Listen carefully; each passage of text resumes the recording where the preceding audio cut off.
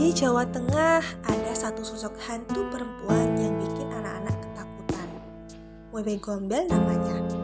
Katanya dia suka menculik anak-anak yang keluyuran malam hari. Tapi anehnya, dia nggak menyakiti, malah menyayangi mereka. Pertanyaannya, kalau niatnya baik, kenapa harus dengan cara menculik ya? Legenda nyebut, Wewe Gombel dulunya perempuan yang hidup menderita, disia-siakan, dikhianati, lalu meninggal dengan dendam. Arwahnya gentayangan, dan sejak saat itu ia muncul di malam hari. Tapi uniknya, targetnya cuma anak-anak yang merasa kesepian, terabaikan, atau disakiti orang tuanya. Jadi bukan anak sembarangan yang diculik ya, tapi mereka yang benar-benar butuh kasih sayang. Kalau ditarik ke psikologi modern, Wewe Gombel ini dikaitkan dengan fenomena attachment disorder atau lebih spesifiknya reactive attachment disorder. Ini gangguan yang terjadi kalau seseorang gak dapat hubungan emosional yang sehat sejak kecil. Dampaknya, di masa dewasa mereka bisa bingung nunjukin kasih sayang dengan cara yang tepat. Menurut American Psychiatric Association, penyakit RID ini sering muncul karena trauma masa kecil. Mereka yang sering ditelantarkan, gak dapat kasih sayang konsisten atau mengalami kekerasan. Gejalanya bisa berupa kesulitan percaya pada orang lain. Mereka juga mencari perhatian dengan cara yang ekstrim, bingung mengekspresikan kasih sayang, dan kadang protektif berlebihan pada sesuatu yang mereka sayangi. Nah, kayak Wewe Gombel, dia sebenarnya sayang loh sama anak-anak itu, tapi caranya ya keliru sih, hasil dari luka lama yang belum sembuh.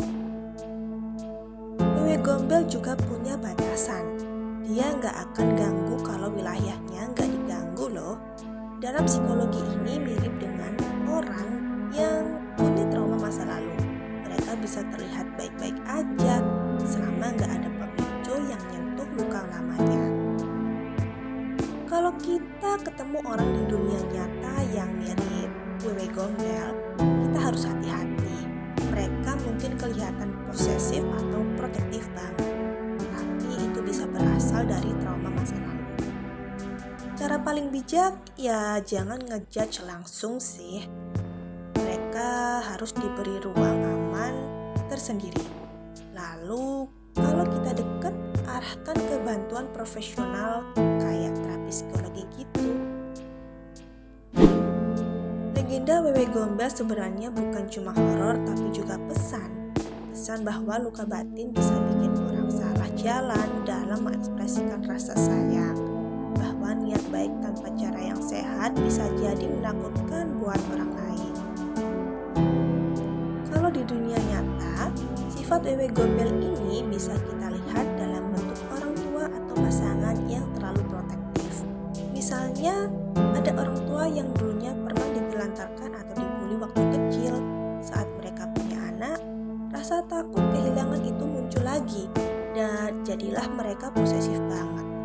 Anaknya gak boleh main keluar, semua diawasi, bahkan hal-hal kecil pun dilarang. Niatnya sih sayang, pengen jaga, tapi akhirnya anaknya justru merasa terkekang, tertekan, bahkan bisa tumbuh dengan luka batin baru. Ini nih ada contoh kasus nyata yang aku ambil dari berita dan penelitian. Yang pertama ada kasus di Semarang, di mana seorang ibu yang pernah mengalami kekerasan waktu kecil jadi super protektif sama anaknya. Anak itu gak boleh sekolah sendirian, bahkan temenan pun harus diseleksi. Akhirnya sang anak tumbuh dengan rasa cemas sosial yang berlebihan. Penelitian Zainah dan Gleason 2015 dari Journal of Child Psychology and Psychiatry menyebut anak yang dibesarkan dengan kasih sayang yang berlebih tapi salah arah bisa tumbuh dengan masalah anxiety atau bahkan trauma baru. Nah, sama banget kayak legenda Wewe Gombel. Sayang itu penting, tapi kalau caranya salah, yang lahir justru ketakutan baru. Dari sini kita belajar cinta itu bukan sekedar niat baik, tapi juga harus dengan cara yang